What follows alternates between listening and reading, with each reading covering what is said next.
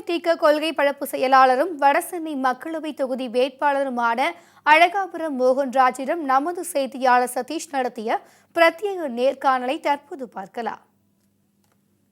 சரி, இப்போது வடசென்னையின் வேட்பாளராக நீங்க போட்டிடுறீங்க. அந்த வடசென்னையில் இருக்கக்கூடிய பிரச்சனைகளா நீங்க என்னென்னலாம் பார்க்குறீங்க? வடசென்னை நாடாளுமன்ற தொகுதியை பொறுத்த வரைக்கும் பெரும்பான்மையாக ஏறக்குறைய 90% மக்கள் நடுத்தர மக்கள், ஏழை எளிய மக்கள், தொழிலாளர் நிறைந்த பகுதி, மீனவர்கள் நிறைந்த பகுதி. வடசென்னை நாடாளுமன்ற தொகுதியை பொறுத்த வரைக்கும் அந்த கொடுங்கோயில் குப்பை மேடு ஒரு பெரிய பிரச்சனை மக்களுக்கு. ஏனென்று சொன்னால் அந்த குப்பை மேடு அந்த காலத்திலே சென்னையினுடைய புறநகர் பகுதியில் இருந்தது. இப்பொழுது சென்னையினுடைய மத்திய பகுதியில் இருக்கின்ற அளவுக்கு வந்துவிட்டது. சென்னையிலே தினமும் சேகரிக்கின்ற குப்பையெல்லாம் ஏறக்குறைய ஒரு 60% மேலே அந்த கொடுங்கோல் குப்பை மேட்டுக்கு வருவது. அதனாலே அந்த பகுதியில் இருக்கின்ற மக்களுக்கு பல தொற்று நோய்கள், குழந்தைகளுக்கு நோய்வாய்ப்படுகிறார்கள். அந்த குப்பை மேட்டை நிரந்தரமாக வேறு இடத்துக்கு மாற்றுவதற்கு உண்டான முயற்சிகளை எடுப்பேன்.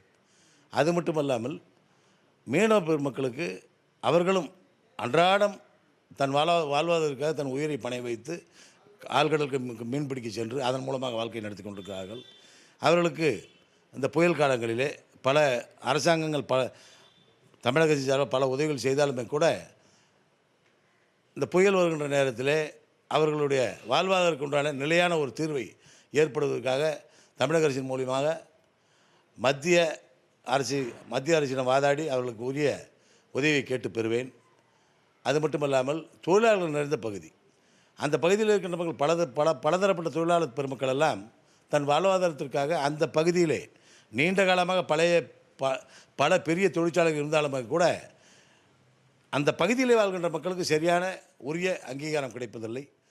அந்த பகுதி மக்களுக்கு முன்னுரிமை கொடுத்து இந்த ஏழை எளிய மக்களுடைய இளைஞர்களுக்கு, குறிப்பாக இளைஞர் பெருமக்களுக்கு, படித்த இளைஞர்களுக்கு அந்த பகுதியில் இருக்கிற தொழிற்சாலையில் வேலை வாங்கி கொடுப்ப என்னால் நான் முயற்சி செய்வேன். நாடாளுமன்ற தொகுதிக்கு வேட்பாளர் நான் அறிவிக்கப்பட்ட பின்னாலே, வேட்புமனு செய்வதற்கு முன்னாலேயே கூட்டணி கட்சியில் இருக்கின்ற தலைவர்கள், நிர்வாகிகள் எல்லாம் சந்திக்க செல்லும் பொழுது மக்கள் எல்லாம் எங்களை பார்க்கும்போது ஒரு ஆவலாக பார்க்குறாங்க. இந்த கூட்டணி வெற்றி பெறணும், அதன் மூலமாக தங்களுக்கு வாழ்விலே ஒளியேற்ற வேண்டும் என்ற எண்ணத்தில் இருக்கின்றார்கள்.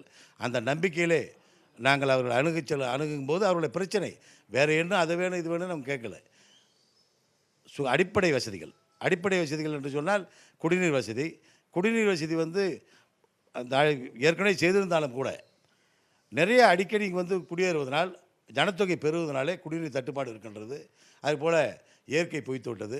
ஆகையினாலே எனக்கு அந்த தொகுதி மக்கள் வாய்ப்பு கொடுத்தால், பக்கத்திலேயே கடல் நீர் இருக்கிறது, துறைமுகம் இருக்கிறது. அந்த கடல் நீரை குடிநீராக்கும் திட்டத்தின் கீழே அந்த மக்களுக்கு ஒரு நிரந்தர தீர்வு ஏற்பட முயற்சி எடுப்பேன் என்பது இந்த நேரத்தில் சொல்லிக்கொள்ள ஆசைப்படுகிறேன்.